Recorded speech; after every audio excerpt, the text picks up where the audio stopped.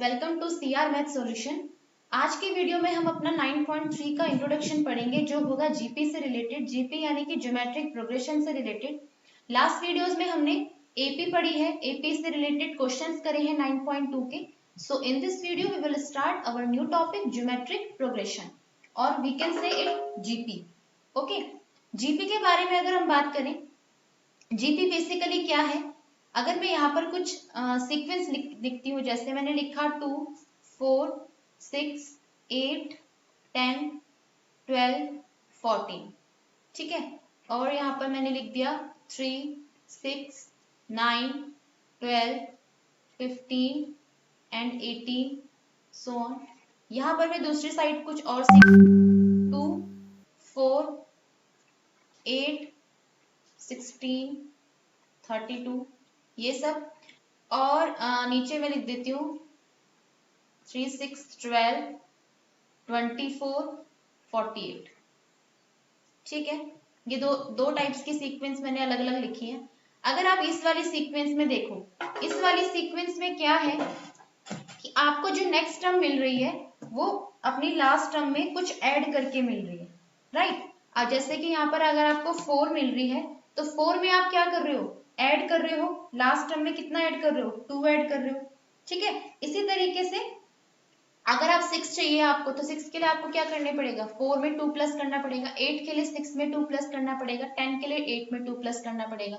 It means हर जो मुझे term मिल रही है वो क्या करके मिल रही है, +2 करके मिल रही है, ठीक है। तो अगर ऐसी टर्म को, ऐसी सीक्वेंस को क्या बोलते हैं, जहां पर मुझे हर एक टर्म लास्ट टर्म में कुछ ऐड करके मिल रही हो, तो इन सीक्वेंस को बोलते हो आप एपी, जो आपने अभी लास्ट अपनी वीडियो में पढ़ी थी, ठीक है। 3, 6, 9, 12, 15, 18 की बात करें, यहाँ पर भी क्या हो रहा है, +3 हो रहा है, ठीक है। इसका मतलब कंसेक्यूटिव टर्म्स के बीच में जो डिफरेंस है वो क्या है, हर दो टर्म के बीच में सेम है, ठीक है। ये आपका एपी हो गया। अगर जीपी की बात करें, यहाँ पर आप कुछ पैटर्न देख पा रहे हो।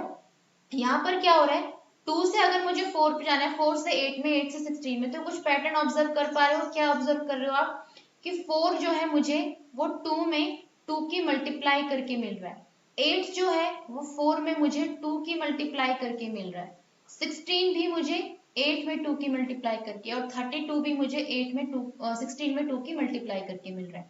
सिमिलरली यहाँ पर 3 2 6, 6 2 12, ठीक है, 12 2 24 एंड 24 2 48, ये सब मिल रहा है मुझे। तो ऐसे एपी की अगर बात करें, वो सीक्वेंस जहां पर मुझे अपनी दो कंसेक्यूटिव टर्म्स में डिफरेंस सेम मिले, तो वो एपी होता है। यहाँ पर अगर आप देखो, दो कंसेक्यूटिव टर्म्स के डिफरेंस तो सेम नहीं है, बट क्या सेम है दोनों का, रेशियो सेम है। रेशियो मीन्स जैसे अगर आप 4 को 2 से डिवाइड करो, ठीक है, 4 को अगर आप 2 से डिवाइड करते हो क्या मिलता है, 2। 8 को 4 से डिवाइड करो क्या मिलता है, 2। 16 को 8 से डिवाइड करो तब भी क्या मिलता है आपको, 2। एंड 32 को अगर आप 16 से डिवाइड करो तब भी आपको क्या मिलता है, 2। इट मीन्स जो आपकी एपी थी उसमें कॉमन जो डिफरेंस होता था, ठीक है, जिसको आप डी से डिनोट करते थे, वो क्या होता था, सेम होता था, ठीक है। यहाँ पर क्या है जीपी के टर्म में, यहाँ पर जो आप कॉमन जो आपका रेशियो है, हर दो टर्म के बीच में जो रेशियो है, रेशियो मतलब समझते हो, A1 upon A2, A2 upon A3, जो इस टाइप के अपॉन वाले जो टर्म्स होती है उनको रेशियो में बोला जाता है, 4:2, ठीक है। तो कॉमन रेशियो जो यहाँ पर है वो क्या है, सब में सेम होता है। तो ऐसी प्रोग्रेशन या जहां पर दो कंसेक्यूटिव टर्म्स के बीच में कॉमन रेशियो क्या हो, सेम हो, उसको आप बोलते हो क्या, जीपी, ठीक है। जीपी का कंसेप्ट समझ में आया, ओके। अब देखो जैसे जैसे एपी में होता था, जैसे एपी में क्या होता था आपका, कुछ टर्म्स को आप नाम देते थे। क्या नाम देते थे, देखो टर्म्स को आप नाम देते थे। यहाँ पर फर्स्ट टर्म को क्या बोलते थे आप, A1, ठीक है। सेकेंड टर्म को A2 बोलते थे, थर्ड टर्म को A3 बोलते थे, फोर्थ टर्म को A4, फिफ्थ टर्म को A5, सिक्स टर्म को A6, ऐसे बोलते थे। सिमिलरली बोलना आपको यहाँ पर भी वही है, ठीक है। यहाँ पर भी आपको वही चीज, टर्म्स को उसी तरीके से बोलना है, first term, second term, third term, fourth term, fifth term and sixth term, ऐसे चलते चलेगा आपका। एपी में क्या होता था, एपी में आप जो है कॉमन डिफरेंस कैसे कैलकुलेट करते थे, वहां पर कॉमन डिफरेंस आप कैसे कैलकुलेट करते थे, नेक्स्ट टर्म में से लास्ट टर्म को सब्ट्रैक्ट करके, सिमिलरली थर्ड टर्म में से सेकेंड टर्म को सब्ट्रैक्ट करके, या फिर फोर्थ टर्म में से थर्ड टर्म को सब्ट्रैक्ट करके। सबका डिफरेंस क्या आना चाहिए था, सेम, तभी वो आपकी एपी होती थी। अगर यहाँ पर जीपी के केस में क्या है, जो आपका कॉमन रेशियो है उसको डिनोट करते हो आप आर से, वो आपको कैसे मिलता है, नेक्स्ट टर्म से नेक्स्ट टर्म और लास्ट टर्म का ratio A2 upon A1 same आना चाहिए, A3 अपॉन A2 सेम आना चाहिए, A4 upon A3 and same आना चाहिए A5 upon A4 and so on. ठीक है, ये सारे कॉमन रेशियो अगर सेम आते हैं तो आपका क्या होता है, वो जीपी होता है। ठीक है, अगर आपको कोई सीक्वेंस दे रखी हो, अगर बोला हो कि प्रूव करो ये एपी में है, तो आप उसका कॉमन डिफरेंस निकालो, दो चार टर्म्स का सेम आना चाहिए। कोई सीक्वेंस दे रखी हो, अगर आपको बोला जाए प्रूव करो ये जीपी में है, तो जीपी में लाने के लिए आपको क्या करना पड़ेगा कि हर दो टर्म्स का कॉमन रेशियो निकालो means A2 upon A1, A3 upon next term का लास्ट टर्म से रेशियो आप कैलकुलेट करेंगे तो क्या आएगा, सेम आएगा। ठीक है, तो इन एपी के केस में कॉमन डिफरेंस सेम होता है और जीपी के केस में क्या होता है, कॉमन रेशियो सेम होता है। ठीक है, ये फर्क है एपी और जीपी में। तो बेसिकली जीपी है क्या, जीपी एक ऐसी सीक्वेंस होती है जिसमें किन्हीं दो कंसेक्यूटिव टर्म्स का जो रेशियो होता है, मतलब लास्ट टर्म का अपनी नेक्स्ट टर्म का अपनी लास्ट टर्म से जो रेशियो होता है वो क्या होता है, सेम होता है। तो अगर ऐसे किसी सीक्वेंस में लास्ट टर्म और नेक्स्ट टर्म और लास्ट टर्म का रेशियो क्या है, सक्सीडिंग, आप इसको ऐसे भी समझ सकते हो, सक्सीडिंग टर्म्स और प्रीसीडिंग टर्म्स का अगर रेशियो सेम है तो वो आपकी जो सीक्वेंस है वो क्या कहलाती है, जीपी, या प्रोग्रेशन जो है वो आपका ज्योमेट्रिक प्रोग्रेशन कहलाता है। Right, okay. नेक्स्ट टॉपिक है हमारा general term of GP. GP की जनरल टर्म क्या होती है, देखो आपने पढ़ी थी एपी की जनरल टर्म, क्या होती थी एपी की general term, a plus N minus 1 into T. Basically general term होती क्या है, जनरल टर्म मीन्स जो सबके लिए कॉमन हो, मीन्स जिस टर्म को लिखने से मुझे अपनी पूरी सीक्वेंस की टर्म्स पता चल जाए। अगर यहाँ पर आप 1 पुट करते हो, ठीक है, तो आपको फर्स्ट टर्म मिल जाएगी, 2 पुट करते हो सेकेंड टर्म, 3 पुट करते हो थर्ड टर्म, तो इसी को जनरल टर्म बोलते हैं। अब बात करते हैं कि जीपी की जनरल टर्म क्या होती है। देखो मैंने यहाँ पर कोई सीक्वेंस जैसे पीछे भी लिखी थी 2 4 8 16 32 64, ये सब लिखी थी मैंने। ठीक है, देखो यहाँ पर जो आपकी फर्स्ट 2 को आप क्या बोलते हो, फर्स्ट टर्म बोलते हो। ठीक है, ये फर्स्ट टर्म है आपकी, ये क्या है, सेकेंड टर्म है, सिमिलरली ये क्या है, थर्ड टर्म। इसी तरीके से बढ़ते हैं आगे, फोर्थ टर्म, ये आपकी हो जाती है फिफ्थ टर्म एंड ये आपकी हो जाती है सिक्स टर्म। ठीक है जी, अब देखो जनरल टर्म कैसे बनाते हैं। देखो A1 की वैल्यू कितनी है यहाँ पर मेरे पास 2, ठीक है, A2 की वैल्यू कितनी है 4, 4 को मैं क्या लिख सकती हूँ 2 इंटू 2।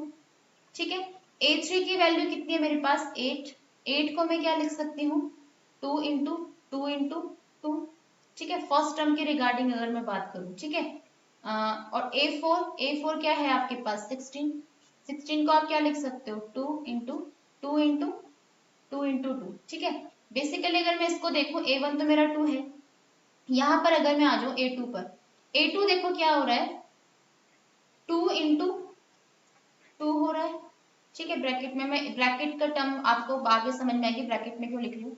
यहाँ पर देखो 2 इंटू 2 हो रहा है, यहाँ पर क्या हो रहा है 2 इंटू 2 इंटू 2 इंटू 2 हो रहा है।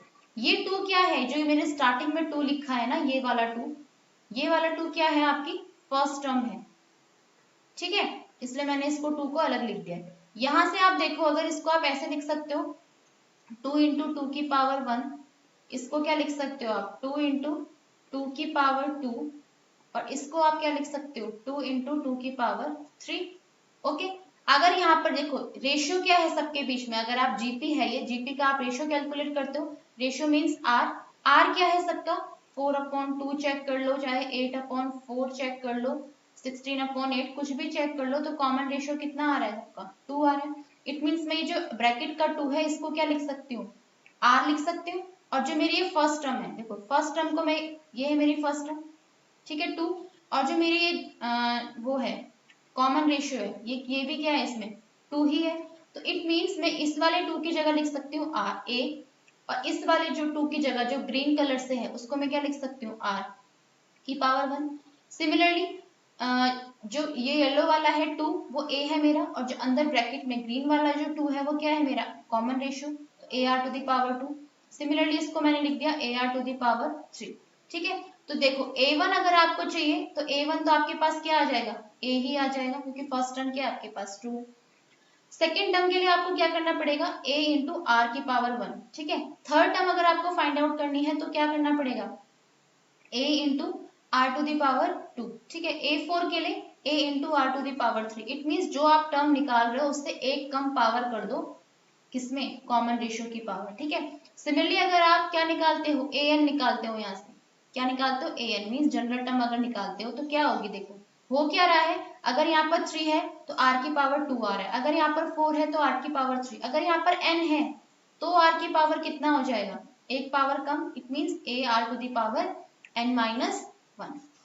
ठीक है, तो ये है आपकी general term a n is equals to a into R to the power n minus 1। ठीक है, तो ये है आपकी जनरल टर्म। यहाँ से अगर आप कोई सी भी टर्म फाइंड आउट करना चाहो, मान लो आपको 240 टर्म निकालनी है, 240 टर्म मीन्स आपको क्या कैलकुलेट करना है A240। तो A240 के लिए क्या करो आप, सपोज आपको A की वैल्यू पता है 3 पता है, ठीक है, कॉमन रेशियो पता है 2 पता है, तो यहाँ पे पुट करो A की जगह क्या पुट करो आप, A की वैल्यू क्या है आपके पास 3 इंटू आर की वैल्यू 2, 240 है ना, तो यहाँ पर कितना हो जाएगा 240 minus 1, it means 3 into 2 to the power 239। तो ऐसे आप कैलकुलेट कर सकते हो। वैसे इतनी लंबी टर्म्स आती नहीं है क्योंकि आप पावर कैलकुलेट नहीं कर पाओगे, अगर आता भी है तो आप इतने में ही छोड़ सकते हो, ऐसा नहीं कि 2 की पावर आपको 239 तक निकालनी है, तो जनरली ऐसा आता नहीं है, एग्जाम्पल के लिए समझाने के तौर पे बताया गया आपको। ठीक है, तो जनरल टर्म का मीनिंग यही होता है कि जनरल टर्म वो टर्म होती है किसी भी सीक्वेंस की जिससे आप पूरी सीक्वेंस के टर्म्स को लिख सकते हो। अगर आप n की वैल्यू 5 पुट करो तो आपको 5th टर्म मिल जाएगी, n की वैल्यू 6 पुट करो तो आपको 6th टर्म मिल जाएगी। तो बेसिकली इतना ध्यान रखना जीपी में कि जो टर्म आपको चाहिए r की पावर में उससे एक कम नंबर लिख दीजिए आप। अगर आपको 4th टर्म चाहिए तो r की पावर में 3 लिख दीजिए, 6th टर्म चाहिए होती तो r की पावर में 5, r की पावर 5। तो ये था आपका जनरल टर्म। नेक्स्ट टॉपिक है sum to n terms of a GP. वहां पर भी सम एस एन का फॉर्मूला होता था आपके पास, जिसको आप सम टू एन टर्म्स बोलते थे। एपी में फॉर्मूला क्या होता था n by 2 2a plus n minus 1 into T, यार एक और फॉर्मूला होता था मेरे पास n by 2 a plus n, ये होता था फॉर्मूला। यहाँ पर देखो फॉर्मूला क्या होता है जीपी की एन टर्म्स का सम। ठीक है, सपोज मेरे पास सीक्वेंस है मेरी A, second term A R, third term A R, तभी जनरल टर्म से बताया ना कैसे आता है, third term A R square, fourth term है मेरे पास A R cube, fifth term है मेरे पास A R to the power 4, ऐसे बढ़ रहा है आगे। ठीक है, मुझे इसका सम फाइंड आउट करना है।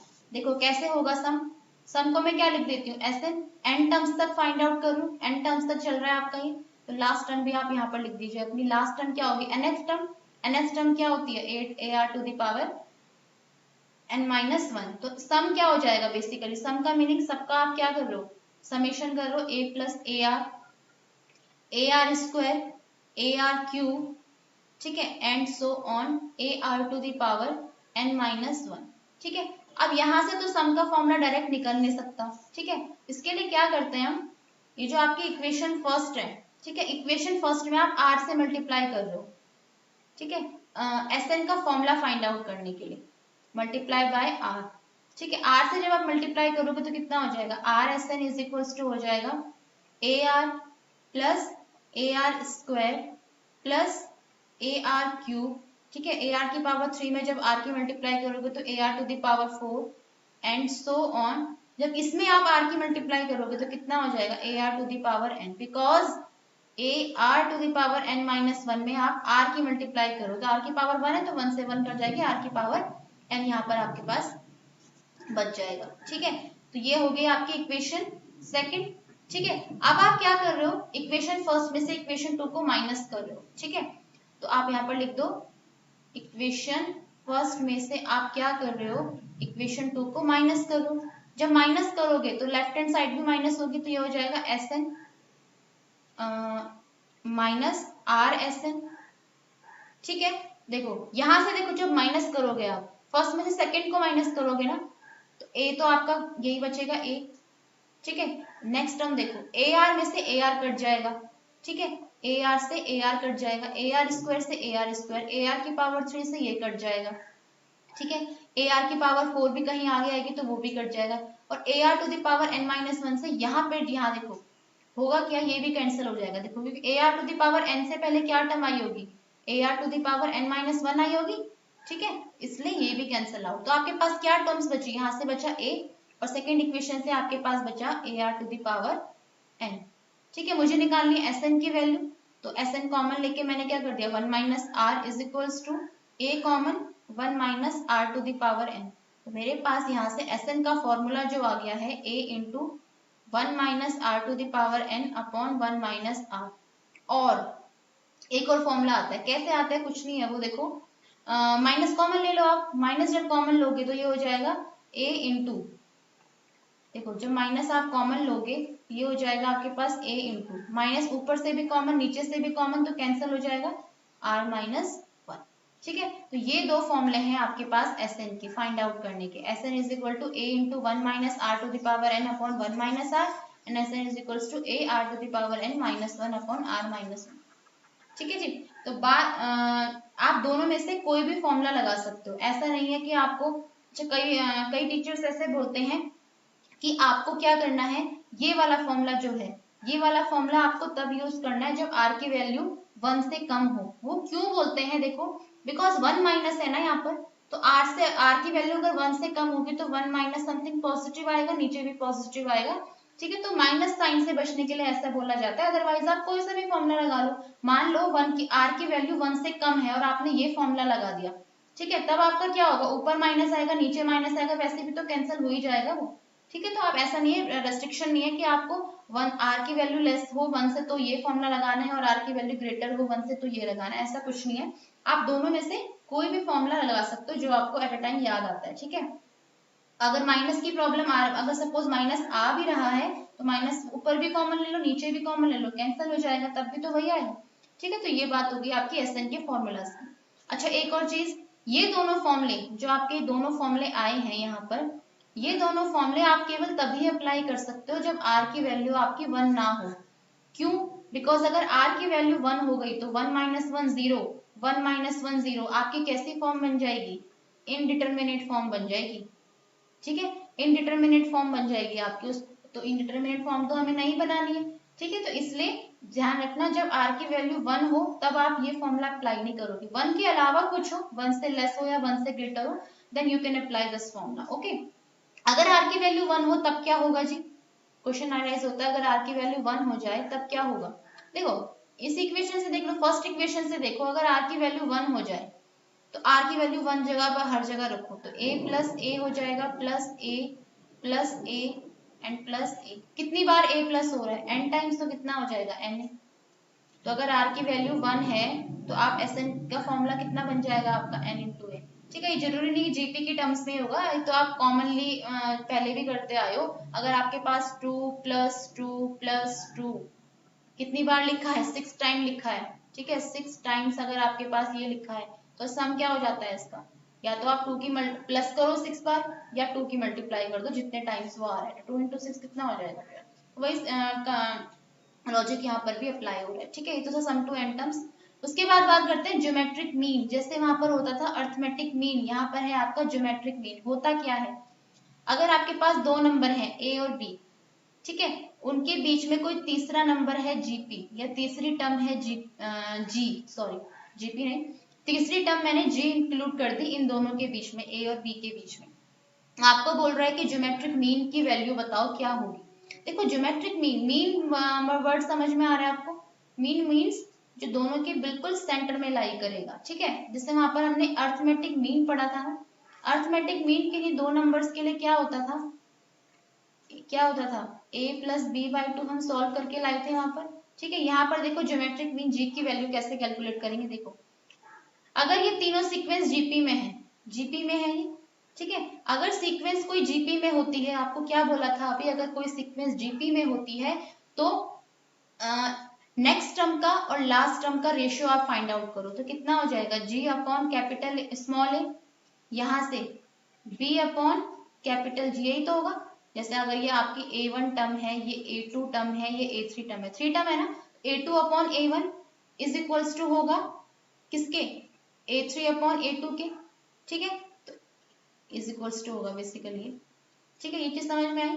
जैसे वहां पर क्या होता था, यहाँ पर हमने ऐसे करा था A minus A is equals to B minus A, ठीक है, यहाँ पर ऐसे करा था ना एपी में, क्योंकि वहां पर क्या होता है, कॉमन डिफरेंस सेम होता है, बट यहाँ पर क्या है, कॉमन रेशियो सेम होता है, तो जी और ए का रेशियो और बी और जी का रेशियो सेम होगा। यहाँ से आप निकाल लीजिए जी स्क्वायर क्रॉस मल्टीप्लीकेशन करके ए बी, आपको तो ज्योमेट्रिक मीन चाहिए, तो जी की वैल्यू कितनी हो जाएगी, अंडर रूट ए बी, ठीक है। या तो आप ज्योमेट्रिक मीन के लिए ये वाला फॉर्मूला याद रख लो, या फिर आप ज्योमेट्रिक मीन के लिए ये वाला फॉर्मूला याद रख लीजिए, ठीक है। ये ज्योमेट्रिक मीन किन्हीं दो नंबर्स के बीच में क्या होता है, G square is equals to A B, या फिर G is equals to under root A B. ये था आपका ज्योमेट्रिक मीन, ठीक है। अब तक हमने चारों चीजें पढ़ ली। जनरल टर्म ज्योमेट्रिक जीपी पढ़ लिया क्या होता है, जनरल टर्म पढ़ लिया है क्या होता है, सम टू एन टर्म्स पढ़ लिया है, और उसके बाद हमने ज्योमेट्रिक मीन भी पढ़ लिया।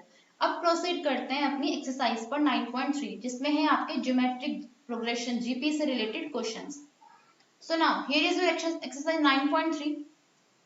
फर्स्ट क्वेश्चन में आपसे बोल रहा है कि find the 20th and nth terms of the GP 5/2, 5/4, 5/8। तो बेसिकली आपको जीपी दे रखी है, तो आप पहले जीपी लिख दीजिए, 5/2, 5/4 एंड 5/8, ये आपको जीपी दे रखी है, ठीक है। 20th और nth टर्म्स आपसे पूछ रहा है, इट मीन्स क्या पूछ रहा है, A20 पूछ रहा है वो, और क्या पूछ रहा है, AN पूछ रहा है, ठीक है। अच्छा, A20 निकालने के लिए मुझे A और R दोनों चाहिए होंगे, यहाँ पर भी A और R, तो बेसिकली सबसे पहले हम A और R फाइंड आउट करते हैं अपना। गिवन जीपी से आप A और R फाइंड आउट कर सकते हो। A की वैल्यू फर्स्ट टर्म क्या है 5/2, R कैसे फाइंड आउट करते हैं, सेकेंड टर्म में से फर्स्ट टर्म को डिवाइड करके, तो कितना मिलेगा मुझे 5/4 एंड अपॉन 5/2, तो वो कितना हो जाएगा 2/5, ठीक है। 5 से 5 कैंसिल हुआ, ये हो गया आपका 1/2। सिमिलरली अगर आप A3 को A2 से डिवाइड करोगे तब भी 1/2 ही आएगा, ठीक है। तो A निकल गया मेरे पास, R निकल गया। अब मुझे क्या फाइंड आउट करना है अपना 20th टर्म A20। अच्छा, A20 की वैल्यू क्या होगी, A R to the power 20 minus 1, ठीक है, यानी कि A R to the power 19, okay. A की वैल्यू कितनी है आपके पास 5/2, R की वैल्यू कितनी है 1/2 टू द पावर 19, तो 5, ठीक है, इनटू, देखो 2 की पावर 1 यहाँ पर है, ठीक है, 2 की पावर 19, तो कितनी हो गई 2 की पावर आपके पास 1/2 की पावर 20, तो ये आपका क्या हो गया, आंसर हो गया, ठीक है, ये वाला आपका आंसर हो गया 5/2 to the power 20, 20th term. अच्छा, अगर मैं निकालू nth टर्म, nth टर्म का फॉर्मूला क्या होता है, AR to the power n-1, A की वैल्यू पुट कर दीजिए, R की वैल्यू पुट कर दीजिए की पावर n-1, यहाँ पर भी क्या हो जाएगा 5 इंटू 2 की पावर 1 है, 2 की पावर n-1 है, तो देखो 2 की पावर n-1 की मल्टीप्लाई कर रहे हो आप 2 की पावर 1 से, तो 2 की पावर कितनी हो जाएगी n-1 प्लस 1, तो कितनी हो जाएगी 2 टू द पावर n, ठीक है। तो ये भी आंसर आपका क्या हो गया nth टर्म का, ठीक है, 5 into 1/2 to the power n, ठीक है जी। तो 20th टर्म और nth टर्म ये हो जाएगी। करते हैं नेक्स्ट क्वेश्चन। देखो नेक्स्ट क्वेश्चन है आपका, find the 12th term of a GP whose 8th term is 192 and the common ratio is 2। देखो बेसिकली क्या, ये क्वेश्चन आप खुद से सॉल्व कर सकते हो, ठीक है। 12th टर्म दे रखी है और आप 12th टर्म फाइंड आउट करनी है, 8th टर्म आपको दे रखी है, कॉमन रेशियो दे रखा है, ये क्वेश्चन आपको खुद से करना है।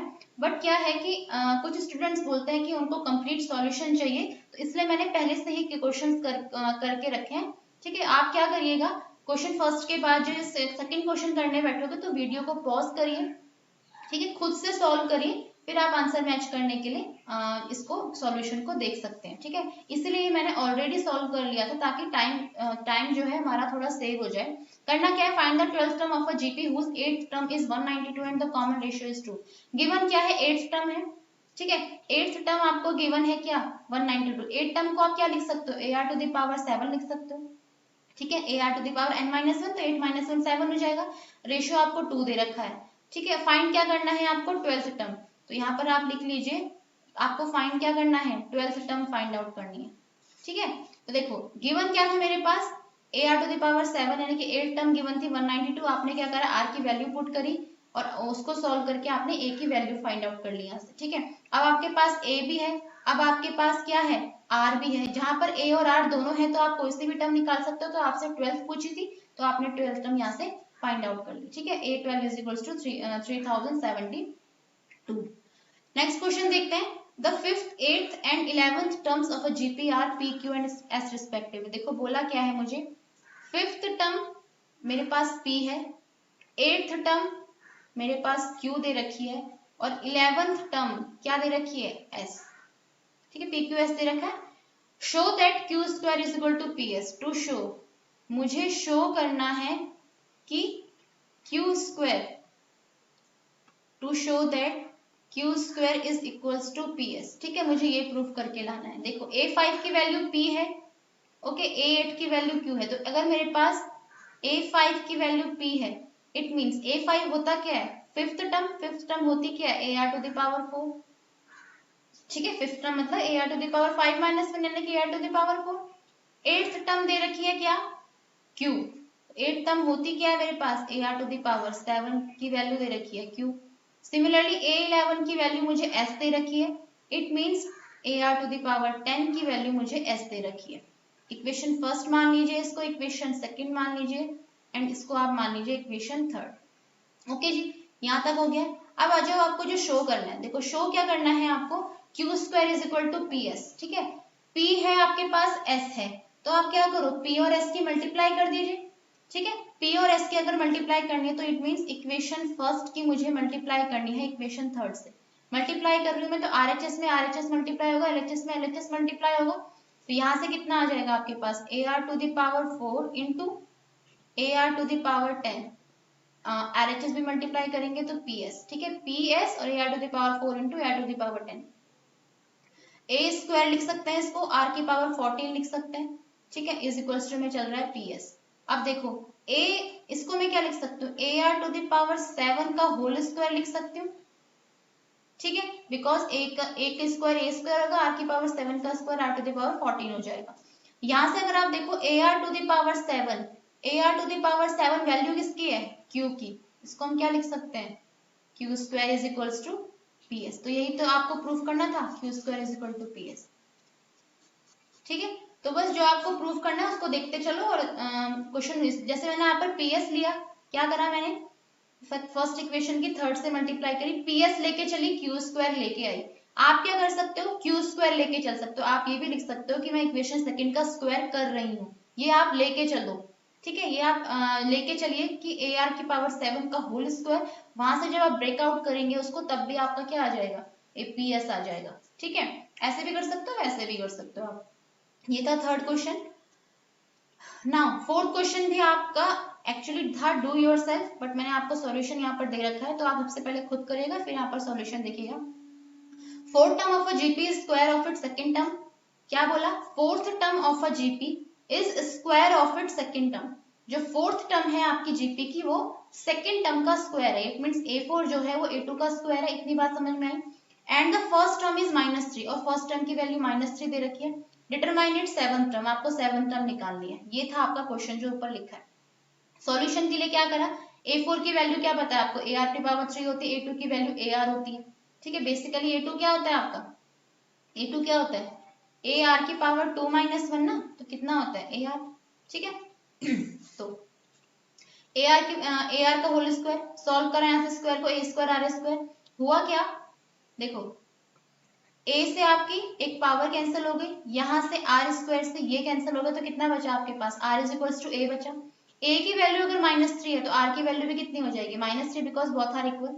उसके बाद आपको फाइंड आउट करना है A7, जहां आपके पास A और R आ जाए तो आप अपनी कोई सी भी टर्म्स निकाल सकते हो। A7 निकालना था, A7 की वैल्यू क्या होती है AR to the power 6, value put करी, आपका आंसर आ गया -2187। Next question is fifth question, which term of the following sequence is 128। तीन पार्ट है इस क्वेश्चन के, क्वेश्चन को समझो क्या बोल रहा है, विच टर्म, कौन सी टर्म, तो हमने मान लिया let the number of terms, कितने मान लिया आपने n मान लिया।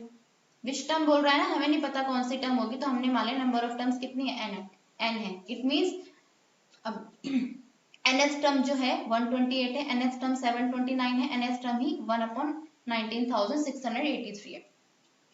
क्वेश्चन बोल रहा है विच term of the following sequences is 128। It means जो आपकी ये सीक्वेंस दे रखी है यहाँ पर ये वाली, इस सीक्वेंस की कौन सी टर्म 128 होगी। तो हमने नंबर ऑफ टर्म n मान लिया और सपोज कर लिया यहाँ पर nth टर्म क्या होगी 128 होगी।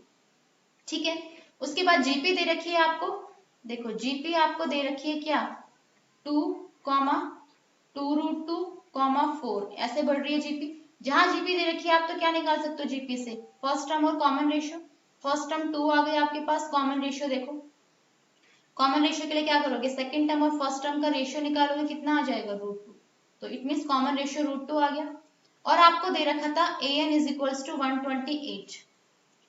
ओके, an की वैल्यू कितनी होती है आपके पास, ar to the power n-1 is equals to 128।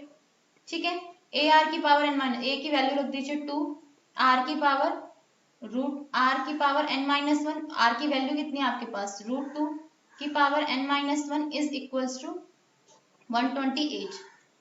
Now अभी आप एक काम कर सकते हो, देखो पहले तो यहाँ से सॉल्व कर लो इसको, ये हो जाएगा। अब 2 को आप क्या लिख सकते हो √2 का स्क्वायर। ठीक है, इसको आप क्या लिख सकते हो √2 the power n-1 is equals to 128 लीजिए। ठीक है, उसके बाद देखो √2 का स्क्वायर है, √2 दी पावर n-1 है, तो पावर ऐड हो जाएंगी, तो n-1 प्लस 2 कितना हो जाएगा n+1। तो √2 टू दी पावर मेरे पास यहाँ पे हो जाएगी n+1 इज इक्वल्स टू 128। √2 की पावर n+1, यहाँ से 128 को आप क्या लिख सकते हो 128 को आप लिख सकते हो 2 की पावर 7, जैसे यहाँ पर कर भी रखा है ऊपर। ठीक है, 7 टाइम्स आप 2 की मल्टीप्लाई करोगे तो आपको 128 मिल जाएगा। उसके बाद देखो अगर आपको n की वैल्यू फाइंड आउट करनी है, इट मींस आपको पावर जो है कंपेयर करनी पड़ेंगी। उसके लिए आपका बेस होना चाहिए सेम। तो या तो आपके पास दो ऑप्शन है, या तो आप इसको 2 की पावर में बना दो या आप इसको √2 की पावर में बना दीजिए, आपकी मर्जी है। ठीक है, तो हम क्या कर रहे हैं, इसको तो ऐसे रहने दे रहे हैं, इसको हम √2 की पावर में बना सकते हैं। 2 को क्या लिख सकते हो आप √2 का स्क्वायर, उसकी भी पावर 7 है, तो पावर से पावर जब होती है तो मल्टीप्लाई हो जाती है। यहाँ से आपके पास हो जाएगा √2 to the power n+1 is equals to √2 to the power 14। जब आप बेस सेम है, जब पावर को कंपेयर करोगे तो आपको मिलेगा n+1 इज इक्वल्स टू 14। तो n is equals to 14 - 1, it means n is equal to 13। तो n इज इक्वल टू 13 क्या हो जाएगा आपका आंसर। इट मींस जो इस सीक्वेंस की 13th टर्म है, 13वीं टर्म जो है वो क्या होगी 128 होगी। ठीक है, बी और सी पार्ट आप डू योरसेल्फ। ठीक है, उसका मैं आपको सॉल्यूशन यहाँ पर दे देती हूँ। देखो बी पार्ट है आपका √3 और 3√3, ये जीपी दे रखी है आपको, हमने माना लेट nth टर्म में 729, क्योंकि इसके 729 आपको टर्म दे रखी थी, तो nth टर्म 729 है, तो an की वैल्यू 729 होगी। उसके बाद देखो जीपी है आपकी √3 ये सब चल रही है। ठीक है, यहाँ से आप क्या कैलकुलेट कर सकते हो a। ठीक है, यहाँ से आप क्या निकाल सकते हो r निकाल सकते हो। r के लिए आपने क्या करा a2/a1 करा, 3/√3 करा, 3 को आप √3 इंटू √3 लिखो, √3 से डिवाइड करोगे तो एक कैंसिल आउट, तो आप कितना बचेगा √3। इट मींस a और r दोनों की वैल्यू √3 है।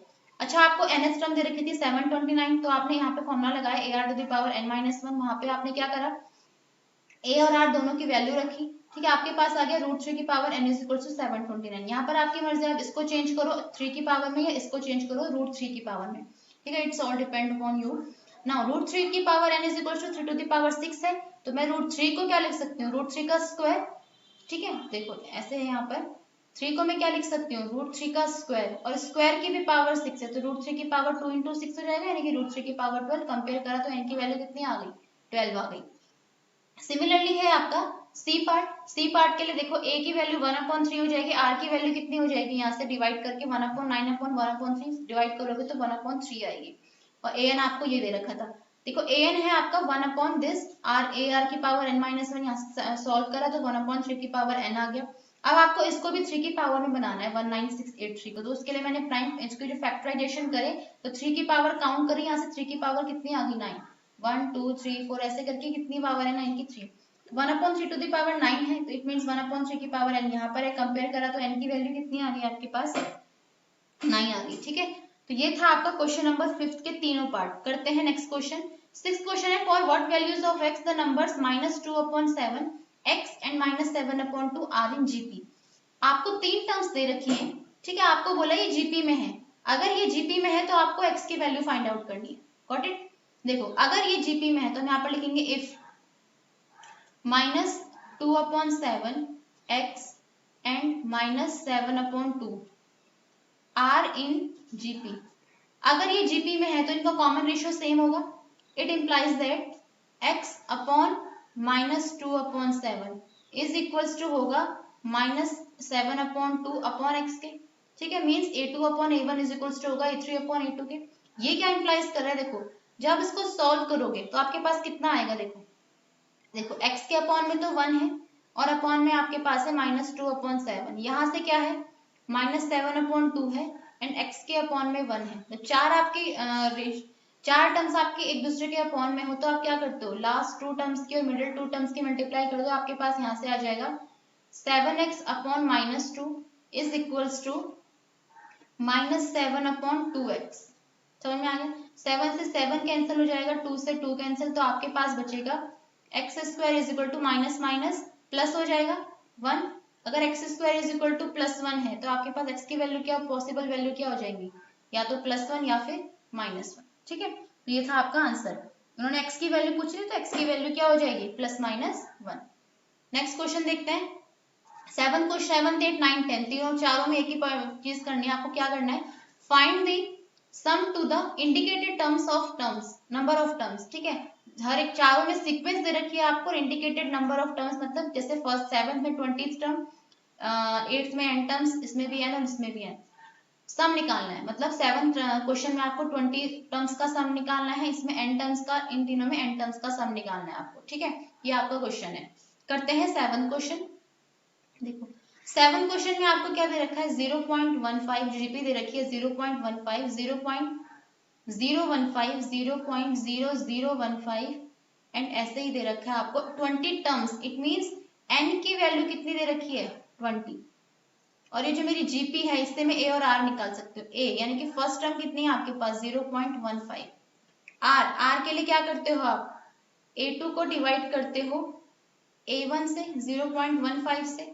ठीक है, जब आप डिवाइड करोगे इसको तो कितना आ जाएगा, देखो आप पॉइंट हटाएंगे, यहाँ से भी पॉइंट हटाएंगे तो 2 0 से 2 0 तो कट जाएंगे, एक यहाँ पर आपका बचेगा, तो ये आ जाएगा 1/10। 15 10 जा 150, इट मीन्स 0.1।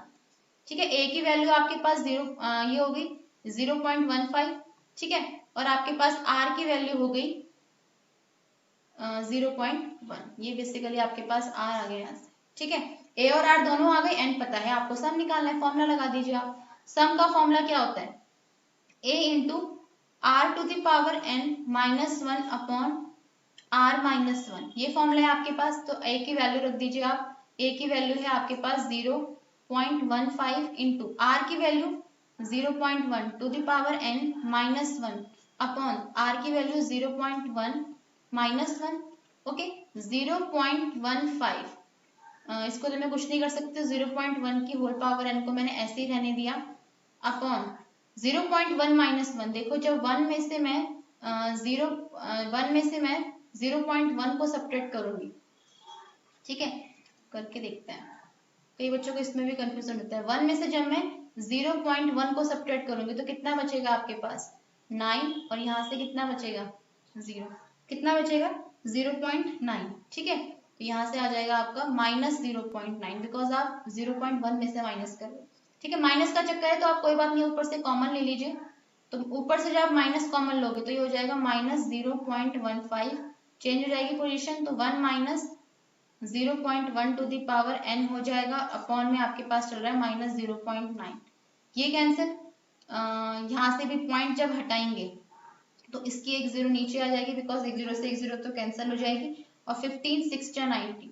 इट मीन्स आपके पास जो आंसर आएगा वो क्या आएगा, 1/6, 1 माइनस 0.1 टू दी पावर।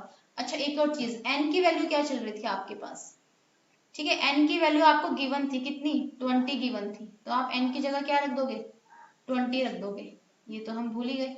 ठीक है, n की जगह आप क्या रख दोगे, 20, तो r टू दी पावर 20 हो जाएगा, यहाँ पर 0.1 टू दी पावर, ये भी 20 हो जाएगा, 0.1 टू दी पावर 20, यहाँ पर भी 20 हो जाएगा, और यहाँ पर भी आपके पास क्या हो जाएगा 20। तो ये आपके बेसिकली ये क्या आ गया, आंसर आ गया।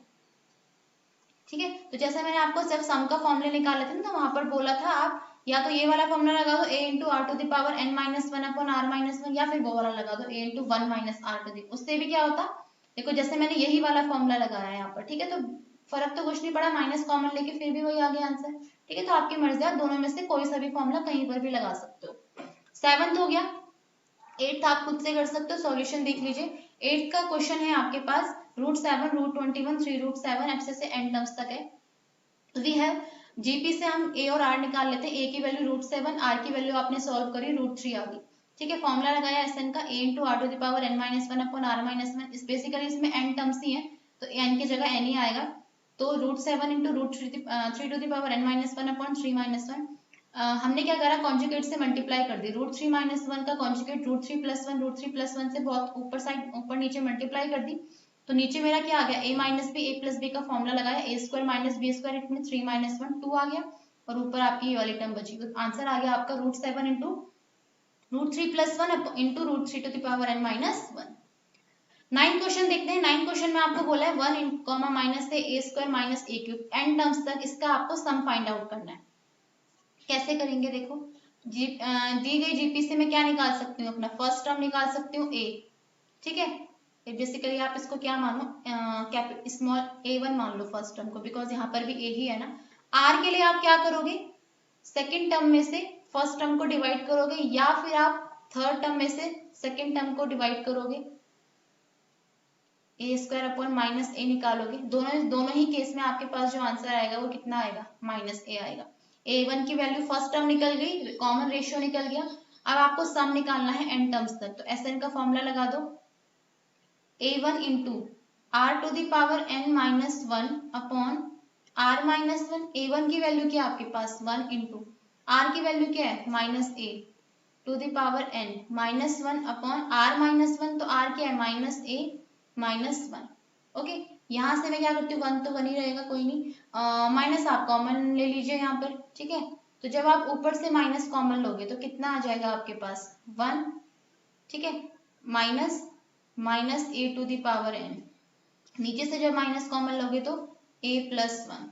ठीक है, माइनस से माइनस कैंसिल हो जाएगा, तो आपका जो आंसर है वो क्या आ जाएगा एसएन का, ये हो जाएगा 1 minus minus a to the power n upon 1 plus a।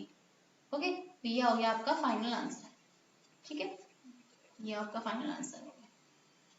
Now 9th part देखते हैं इसका। 10th part. 10th का आप खुद ही कर सकते हो, सॉल्यूशन देख लीजिए। एक्स क्यूब एक्स की power 5 X to the power 7 n terms तक निकालना है। फर्स्ट टर्म क्या है, एक्स क्यूब है, कॉमन रेशियो क्या है, X to the power 5 upon X to the power cube है, यानी कि एक्स स्क्वायर। फॉर्मूला लगा दीजिए, a into the R to the power n minus one upon R to the R minus one. तो formula लगाया x square की power n, तो means X to the power 2n हो गया। ठीक है, ये आंसर भी है, अगर आप माइनस कॉमन ले ले तो ये वाला आंसर भी, दोनों आंसर ही ठीक है आपके। 10th हो गया। करते हैं 11th क्वेश्चन। 11th में वो बोल रहा है evaluate this summation k is equals to 1 to 11 2 plus 3 to the power k को आप इवेल्युएट कीजिए। देखो वो हमसे पूछ क्या रहा है, वो हमसे बोल रहा है कि summation k is equals to 1 to 11 2 plus 3 to the power k आपको फाइंड आउट करना है। ठीक है, तो k की वैल्यू रखते जाइए आप, कितना हो जाएगा 2 plus 3 to the power 1 plus k की वैल्यू 2 रखूंगी तो 2 प्लस 3 स्क्वायर, k की वैल्यू 3 रखी तो 2 प्लस 3 क्यूब, ऐसे ऐसे करके लास्ट में मैंने k की वैल्यू 11 रख दी, तो 2 प्लस 3 टू द पावर 11। ये आपको फाइंड आउट करना है। ठीक है, इसके लिए आप क्या करो, देखो 2 प्लस 2 प्लस 2 प्लस 2 कितनी बार प्लस हो रहा है 11 टाइम्स, तो इसको अलग लिख लीजिए। 2 प्लस 2 प्लस 2 प्लस कितनी बार प्लस हो रहा है 2 11 टाइम्स। ठीक है, इसको मैंने अलग ब्रैकेट में रखा, प्लस जो मेरे पास अब टर्म बची, क्या बची यहाँ से 3 to the power 1 3 to the power 2 3 to the power 3 plus and so on 3 to the power 11, ये बचा आपके पास। अच्छा ये चीज देखो 2 प्लस 2 अगर 11 टाइम्स प्लस हो रहा है कोई सेम नंबर, तो क्या हो जाएगा वो बेसिकली 2 इंटू 11 हो जाएगा। ठीक है, यहां से देखो ये चीज आपकी क्या बनी 3 to the power 1 plus 3 to the power 2 plus 3 to the power 3, ये आपकी क्या बन रही है, यस ये आपकी बन रही है जीपी। यहां से अगर आप इस क्वेश्चन को देखो, ये तो आपका 22 बन गया है, प्लस ये वाली जो सीक्वेंस बन रही है आपकी जीपी में है, तो यहाँ पर आप लिख लीजिए इसको this sequence is in GP. ठीक है, ये आपकी सीक्वेंस जो है ये जीपी में है।